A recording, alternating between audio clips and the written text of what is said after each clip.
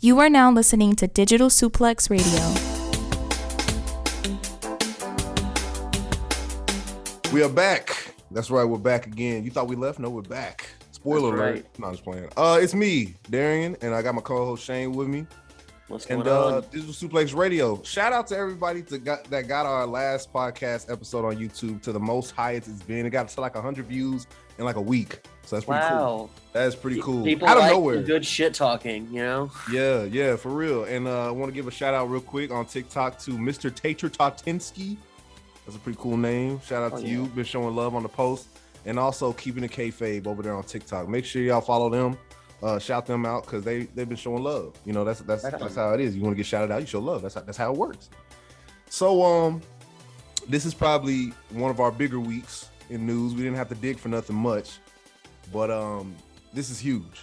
You know, we're gonna talk about the CM Punk loss to JON MOXLEY, the squash to JON MOXLEY. We're gonna talk about that soon, but I want to backtrack a little bit because I think we missed maybe like a little bit of this part after the last podcast. Is that, you know? Oh, also, you know, let me start out by saying this, Shane. I kind of see it. I kind of see why people don't like CM Punk. Okay. Oh yeah, you see a little bit. I see it a little bit. Now, when CM Punk came back last year, he was for the people. I understand that. He came back and it was something that we've been missing for 7 years. And we got that. And that was awesome. And somewhere in between from there to here, like you hear the backstage news, the injuries and like the promos and stuff like that. CM Punk is giving off kind of like Bret Hart 96, 97 vibes. He's justified in not liking the past company he's been in. I understand that, but I do understand why people might get annoyed by like the nitpicking, and maybe you can call it complaining. I'm not sure. I don't want to come off as that guy like, oh, pull your bootstrap. I don't want to come off that guy, but like I can see the others. I can play devil's advocate. Yeah. We had like CM Punk's welcome back tour, building all that goodwill with the fans. And now, you know, there's reports of that notorious Mr. Phil Punk being not easy to work with. Yeah, that's tough. That's tough. Having a lot of issues with, I mean, I don't know, like, because, you know, I've only heard kind of vague details. I haven't heard like too many specifics other than the fact that, like, you know, there's real heat between him and people. I don't know like how verifiable all of it is. But yeah, I mean, you know, it's pretty, I mean, everything's kind of, you know, running as it should. CM Punk has a history of, you know, being difficult, as they say, at least, you know, being nitpicky, you know, being really protective of how he's used and how, when things get said about him, he's a very sensitive man, that Phil Brooks. He's a very sensitive guy. And we saw a little bit. I don't know what the plan is here. We saw a little, I mean, you have to wonder if we saw it play out a little bit last night in the way that match went down. I don't know, because like that, he did the job. You know, he took the squash.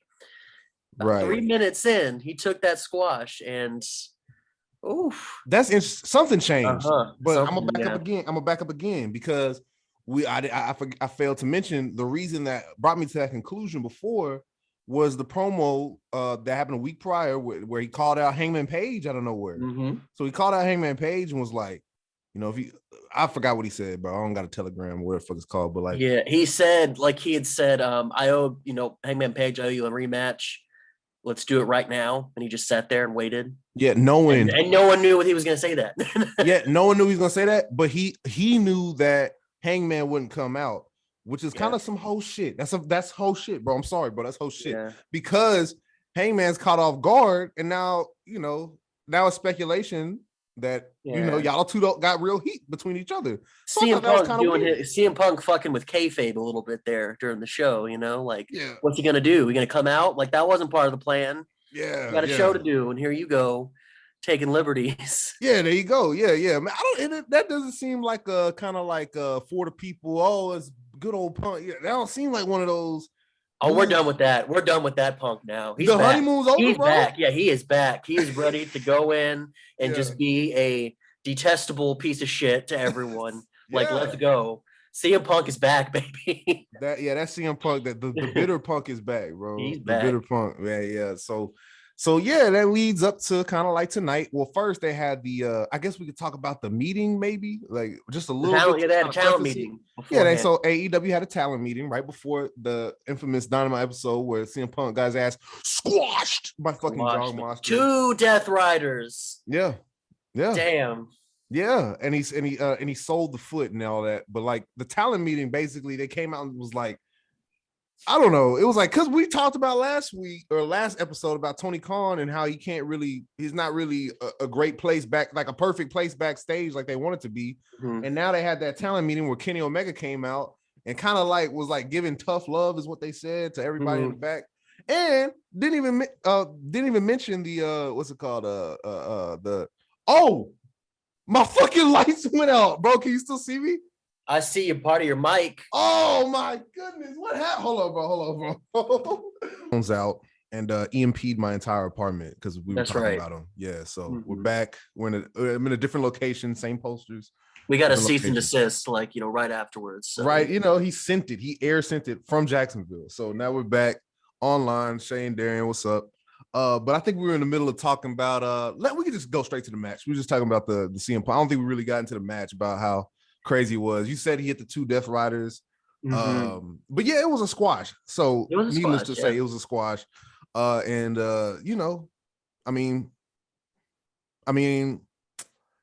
of like the decision, to be honest with you. Because I've also heard that the plan is still Punk and Moxley at All Out. So they're doing something. Like this was obviously this was a strategic decision. Like they did this for a reason, obviously. Like it is wrestling. So I'm very curious to like how that all played out as to the decision. Because like I already knew something was off because they did the big promo battle last week. Then they fought and they fought again. Like they straight up ruined an entire segment so they can continue fighting. Yeah, it's always fun when they do that. And then the match moved to this week's Dynamite. Yeah. And I was like, okay. Right. And then, so not only that, then you find out, okay, it's also not your main event. Interesting. Yeah. Also not headlining. Yeah. And then the match happens and you're like, oh, I get it now. Mm-hmm. Now I don't get why, but like I see how it all came together there, but I'm so curious as to what the booking strategy was for that one. That was and if they wild. Did this, if they did this and they have a plan for it, that's straight. But if they did this off of like, okay, we need to get ratings up, people don't like CM Punk anymore, and they don't have a plan, that's when it's a problem. So, or like even to like give weight to whatever the backstage rumors are about CM Punk and issues that he's been having, yada yada yada, all that stuff. I don't even know, but because it was a weird week for Dynamite in general. It was, and that was probably the big one.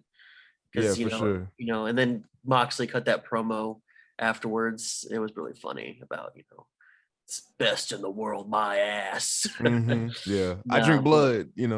Yeah, kind of shady on you. No, that's interesting, especially because I also saw that like there's gonna be some like exclusive footage on Rampage tonight about the aftermath for what film CM Punk after that match. So like they're clearly clearly using this for something.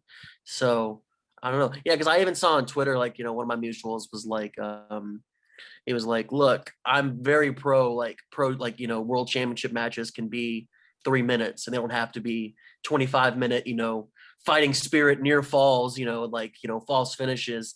Sometimes those matches end up, some shit happens and that thing only lasts 2 minutes and then you got to be happy with that. So I'm not tripping over it just because, at the end of the day, like, there's obviously a booking reason there and it's not the end of the world.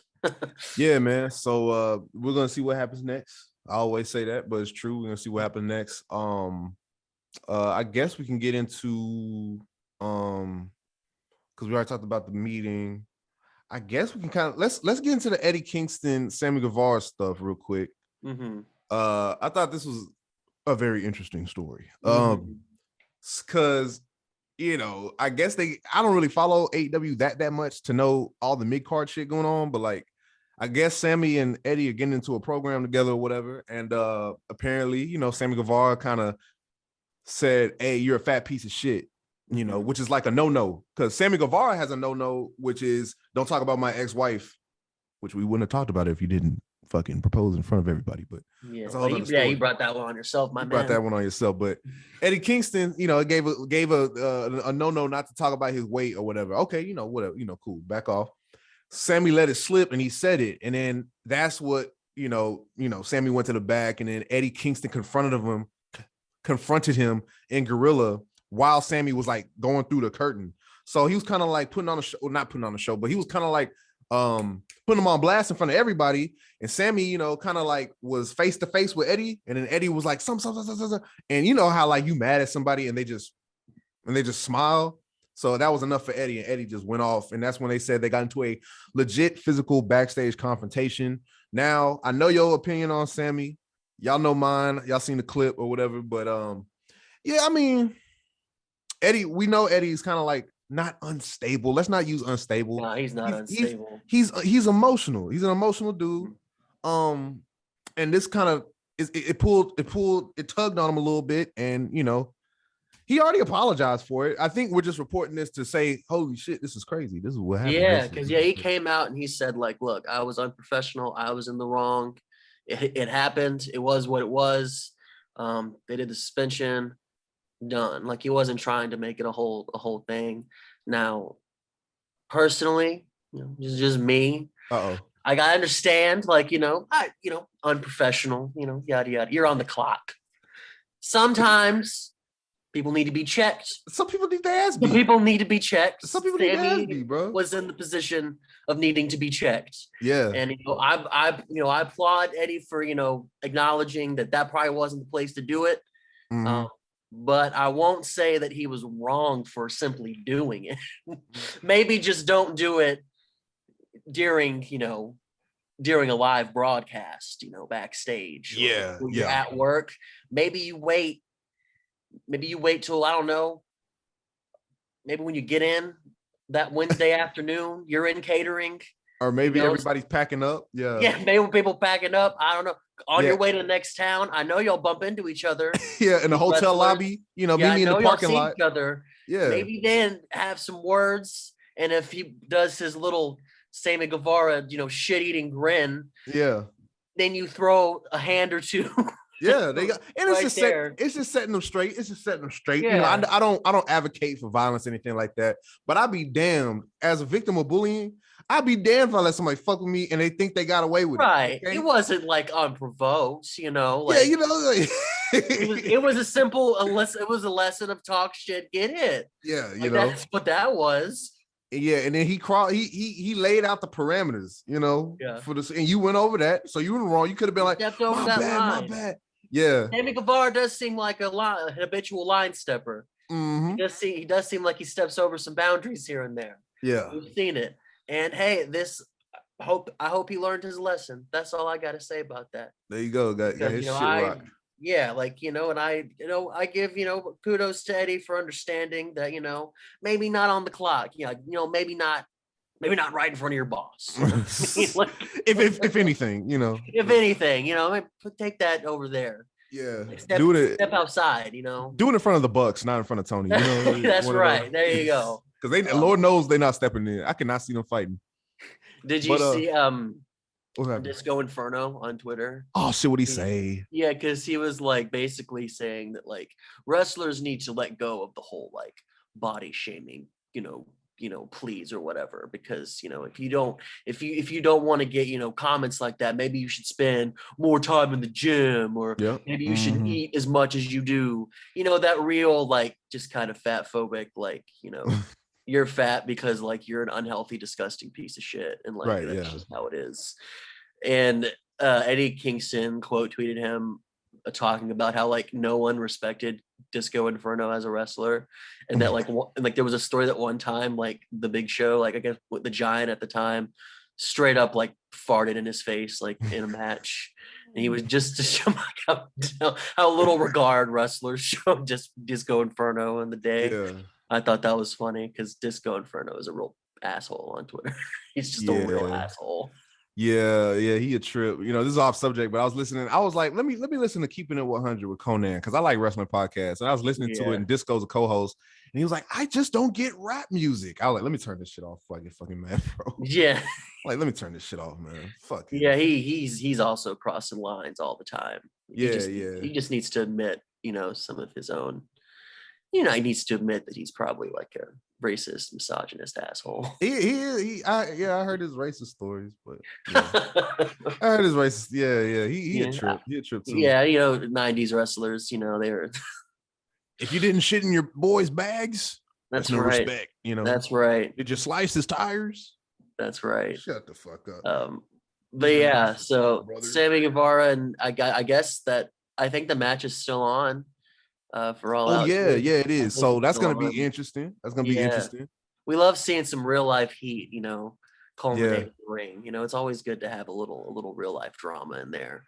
Some of those shots are a little, Yeah, maybe a little stiffer, a little stiffer. Personal. Some potatoes. Some potatoes. There's some receipts in there, Oh man, yeah, that's gonna be cool. Are you excited for All Out? Are you excited for All Out? I guess I think like 2022 has been a weird year for AEW. I feel like it just, shit just doesn't feel like, it just feels like they're kind of plateauing a little bit.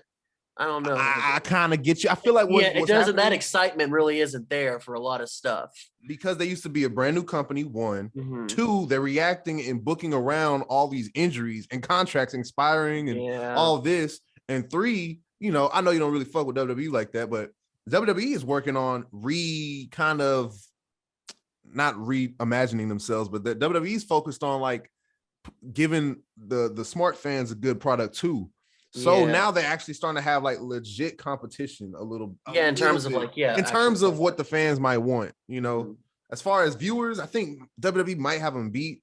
AEW look like they're catching up some days. Like one day they have 1 million. Yeah, but WWE is so established as like a global brand. It's gonna be tough. It's gonna be tough unless they just sign. Unless AEW signs John Cena, like to get people to watch. I don't think they're ever going to take over WWE in ratings, bro. Unless they get the fucking Undertaker on their show, bro, they are not getting close to WWE in ratings, bro. You can bring and like what you were saying about like WWE kind of like not necessarily, rebranding or so like they are trying. I think they are like kind of really kind of like working on like their identity as a wrestling product, like you were saying. They really are. Mm-hmm. I think with the Triple H creative and like blatantly bringing back people that Vince McMahon would not have even touched. Straight up, like Johnny Gargano showed up on Raw this week, and honestly, that makes sense. I think he would have got lost in the shuffle in AEW because like that's such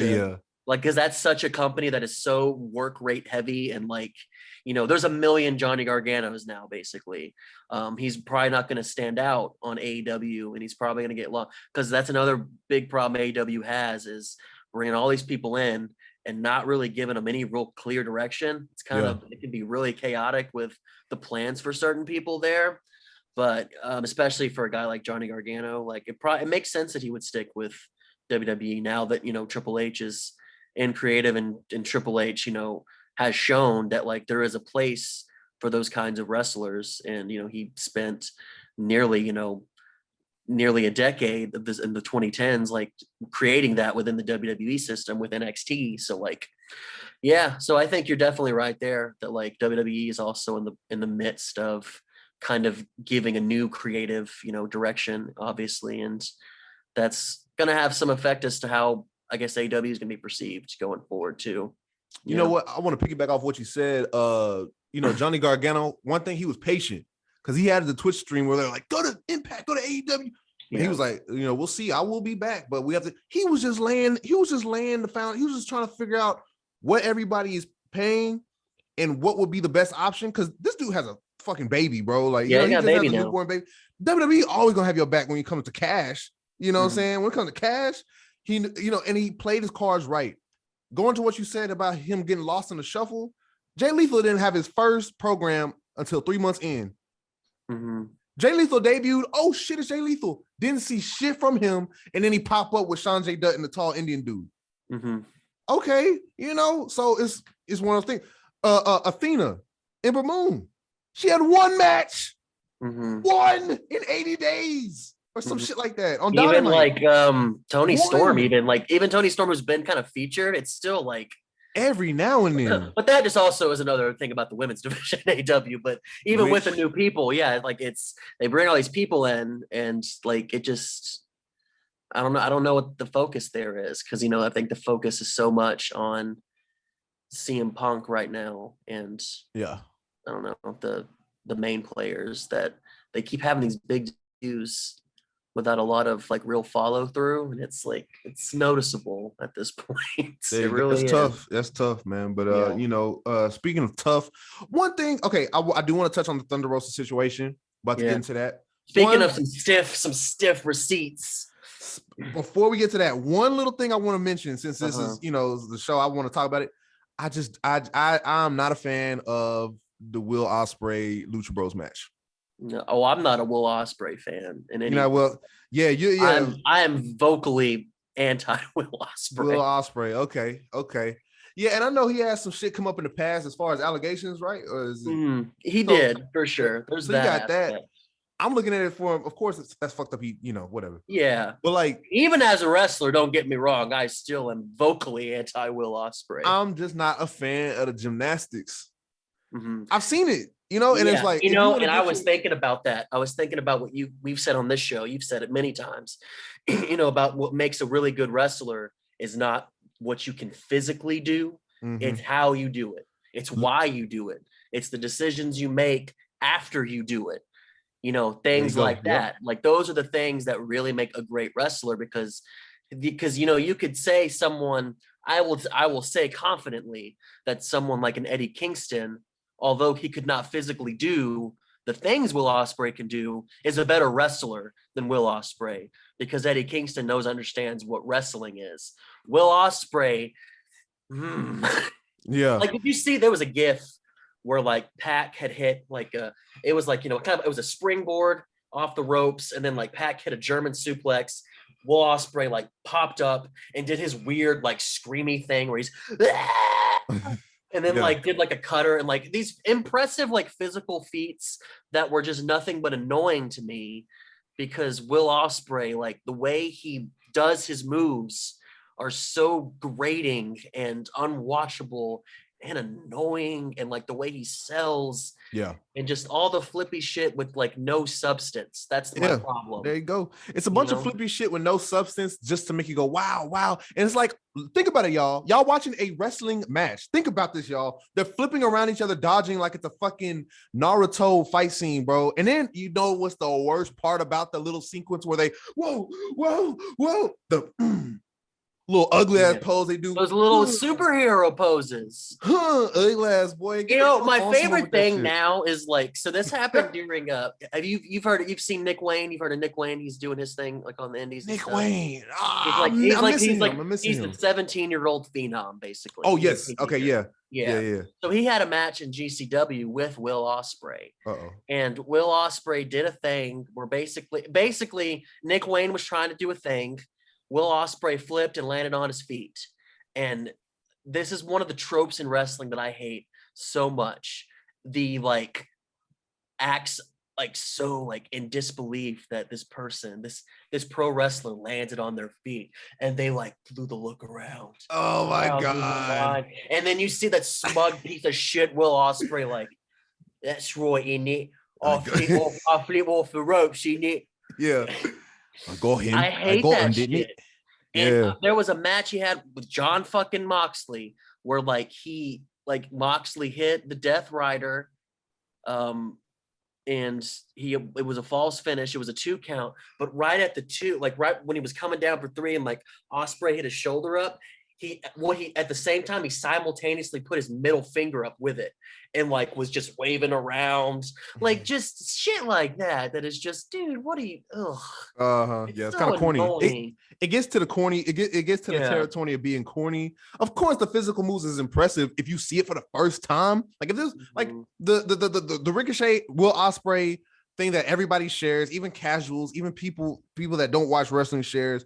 It was cool the first time I saw it, but then more I think about it, I'm like, it looks like choreography, bro. Like it's choreography, and it's just I like a little edge to my wrestling. You know, make it a little messy in there. You know, yeah, smack them around like suplex, bro. That's why suplexes is like the best move ever, because that's like the most legit, realistic, high impact move. That's kayfabe. Yeah, A German suplex. and here's where like the Japanese brand of wrestling got it right, is like moves like that are like used as finishers there. Like you could end a match like with a well timed like suplex. With a bridge. Yeah, like depending on the Lights. circumstances, like you can end a match with a nice pile driver, a nice suplex, like what we typically see in like American wrestling is just general, like, you know, A transition move. yeah, just transition moves. Literally German suplex, and the guy that got suplexed has the upper hand now. Like it doesn't make any sense. Exactly. I'm just not a fan. And you know, someone tried to be like, let's fighting spirit. It's like, fuck you. Like what the fuck? Like powering up and shit. that's not fighting spirit, my friend. That's anime, bitch. You know, get the fuck on somewhere, you know. Super Saiyan shit right there. But yeah, right. Yeah, Super Saiyan Osprey. A lot of people are like, oh, dude, best Dynamite match in history. The Meltzer 5 fucking stars. Like, oh my god, here we go. Yeah, like you putting aside all the bullshit, because you know, knowing all the contacts with Will Ospreay, like, you know, is another reason I hate him. But just as a wrestler, like I can't. It doesn't work for me.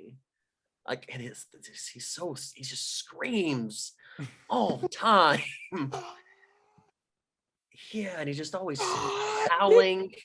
And he's just rambling incoherently, and just it's like he's blatantly like disrespecting wrestling fans. Pro wrestling, bro, because he can do flips, bro. Like, yeah, like with the flips and like with the no selling, or with the like just the weird, I don't know, the weird over dramatic sell. Like he gets really melodramatic with like his moves whenever he does like sell. Like the way he sells is so yeah, bro, insufferable. Yeah, so I honestly didn't watch it. I saw all the gifts and stuff because I was like, well, the world title match has already happened, and that's really what people came to see. Like, I can go about my evening now at 8:30. Yeah, you know, we grown, man. We trying to be in the bed by 9 o'clock anyway. I ain't staying up for Will Ospreay. If you've seen the highlights, you've seen the match, man. If you've seen that's basically the highlight reel. Yeah, like a Will Ospreay match, like is. It's just little clips for gifting. Yeah. And you know, I want some purpose in my wrestling matches. Hey man, a little snugness, a little snug, you know? Yeah, absolutely. So yeah, that's that. What else we got in the world of AEW? Man, speaking of that maybe, I don't know, but I'll let you handle this because I know you probably might be a little bit more informed on this subject. I just read an article about this situation, but you know, Thunder Rosa, man, get a little heat, I know that's your girl, but I saw, yeah.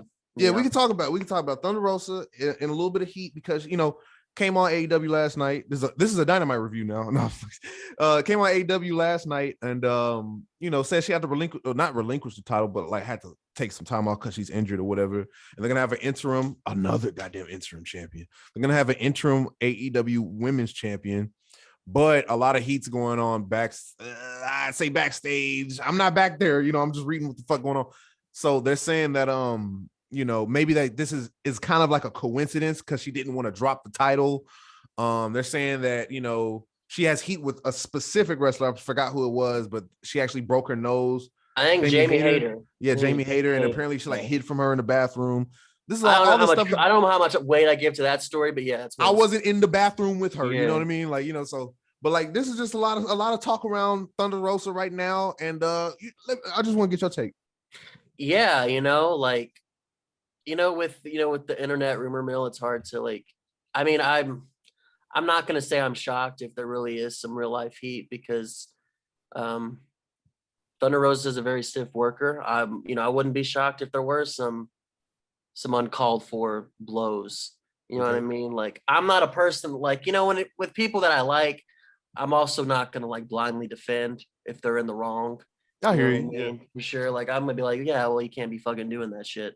But yeah, there's that real life heat, but it's kind of, I don't know, it's all kind of like mixed, like back and forth with people on the internet because we don't really know what the real deal is. We're gonna have to wait for Mr. Sapp to tell us the real story on Fightful Select for $5 a month. He gonna turn off my cutting power, edge, the real cutting edge wrestling journalism. Anyways, so that's our boy. that's our boy right there. So yeah, some people were talking about like how it was like when Shawn Michaels lost his smile. I saw and he that. had to leave for a while. It's like, well, I think she actually does have legitimate like fucking physical injuries, but I did think it was funny. But what I think it was weird is like it was this random like, because what I heard it was is like that segment backstage like was kind of spur of the moment. Like it was like right before they did it was like when all of it was decided that it was gonna happen finally. So it was all kind of like right there in the moment that shit was happening. And I don't know if Thunder Rosa's got some heat from not being a good worker and taking liberties, then maybe there's some comeuppance in that, you know. But you know, I've watched Stardom matches, so like I know that some of those hits, you know, in real life, like in Japan, man, that's just that's a Tuesday is what some of those hits are. That's a jab. That's that's a love tap right there in Stardom. Yeah. But anyways, so just, but you know, you shouldn't be fucking taking liberties with people's bodies like in the ring like that. So there you go. Yeah. So I'm not sure, man. Like, and I know she straight up like got off social media. Like she had one of her media people tweet out, which I thought was kind of weird because I'm like, we should kind of assume that people aren't tweeting, or at least they shouldn't tweet themselves. They should be having someone running that for them. I don't know how they do it. Yeah, to look at that they shit, should. You should not have that much close contact with a direct line of contact with your fans that way. At some point, you got to. There's got to be lines drawn at some point. You got to set some boundaries there. But yeah, like I don't know, man. But I know that Britt Baker's really annoying about it. So she's constantly, you know, doing the sandbagging jabs. Like she posted I think yesterday. She posted a picture of like her with the belt in front of Thunder Rosa or some shit, like, and, you know, just being a shithead, being a shitheel. It's I can tell some tension backstage, man. It's a lot of tension backstage because the sandbagging things like they keep coming up. Like Britt Baker won't let it die, so obviously there's got to be something there, like if you're just gonna keep on a personal level, right? Yeah, like it's got to be right. There's got to be some personal beef there at that point, because I don't think anyone really gives a shit if you're just using it as a way to, you know, advance yourself as a heel, because, you know, you've moved on from your feud with Thunder Rosa, but like she keeps bringing it up, like she keeps talking shit about it. And I know her and Jamie are tight. I mean, I assume if they're gonna be like teaming together or whatever, but like, yeah, I don't know, man. Honestly, like I don't know. It's such a weird situation. Yeah. So all we can do is just hope Thunder gets better. That's the main. And like, thing. yeah, if she's, you know, if she's being an unsafe worker, then you do need some comeuppance for that one. But I don't know, man. That's tough. That's a tough one. And I heard Fightful. I just saw on my phone right here. Fightful did report that Tony Storm. Sorry, spoilers, y'all. But Tony Storm was scheduled to win at All Out. You know, I saw that too. So we're gonna see which would be cool. Cause I think Tony's awesome. I think she is another example of, you know, bringing like one of the best, you know, workers in the world and kind of just just kind of throwing her out there and randomly, and, you know, not really giving a real direction there. But that's just the women's division in AEW in general. Yeah, but that's a tough and one. Something I also noticed too, because like think about it, like when CM Punk had to step away, he got the whole beginning segment of Dynamite, baby.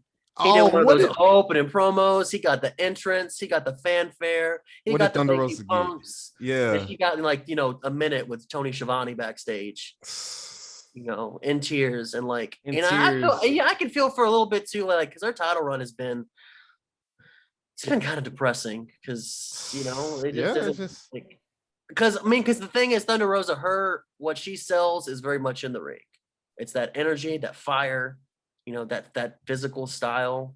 Like that's what fans really connected to. It was never like her mic skills or her necessarily like her character charisma or whatever. It was always in the ring. What she can do, like what she can do physically. That's exactly. Yeah, and she wasn't ready. I don't think, and maybe not necessarily not ready, but like, you know, no attention is given to the women's division, so they're just kind of left to do their own shit, and a lot of them need work on that stuff. But anyway, that's a whole other thing. But with the Thunder Rosa situation, yeah, I don't know. That's a tough one. But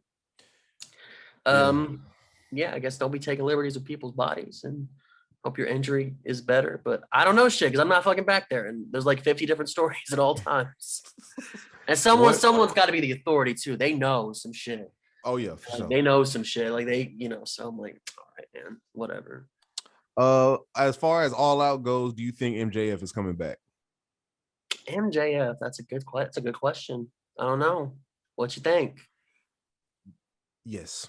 You think he is? Okay. I think he's coming back. Now I was listening to an old podcast of ours, man, and I said something like, my last prediction was like, now Vince McMahon does not listen to the fans. Cody Rhodes is not coming back at WrestleMania, and I was just wrong as fuck.